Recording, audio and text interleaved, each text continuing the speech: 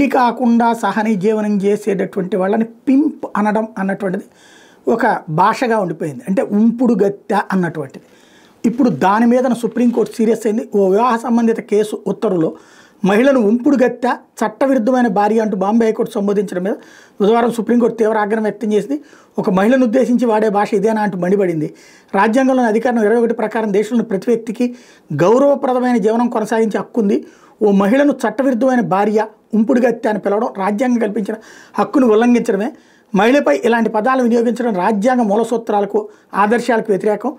రద్దయిన వివాహంలో ఒక పిటిషనర్ అయిన మహిళ మీద ఎవరూ ఇలాంటి వ్యాఖ్యలు చేయకూడదు. హైకోర్టు పూర్తిస్థాయి ధర్మాసనం ఇచ్చిన తీర్పులో దురదృష్టవశాత్తు ఇలాంటి అభ్యంతరకర పద్యాలు కనిపించడం బాధాకరం. ఇలాంటి పదాలు వాడటం అంటే మహిళను కించపరచడమే. ఈ విషయంలో బాంబే హైకోర్టు పాటించిన పద్ధతి సరిగా లేదంటూ జస్టిస్ అభయ soca, justice Amanullah, justice George మసీహులతో కూడిన ధర్మాసనం ఘాటుగా వ్యాఖ్యానించింది. అసలు ఈ కేసు ఏంటంటే సుఖ్బీర్ సింగ్ వర్సెస్ సుఖ్బీర్ కౌర్.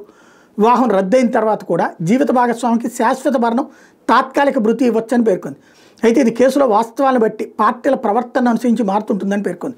హిందూ వివాహ చట్టం 1955లోని సెక్షన్ 11 ప్రకారం వివాహం రద్దయితే సెక్షన్ 25 ప్రకారం శాశ్వత భరణం లేదా భృతి పొందొచ్చని ధర్మాసనం పేర్కొంది.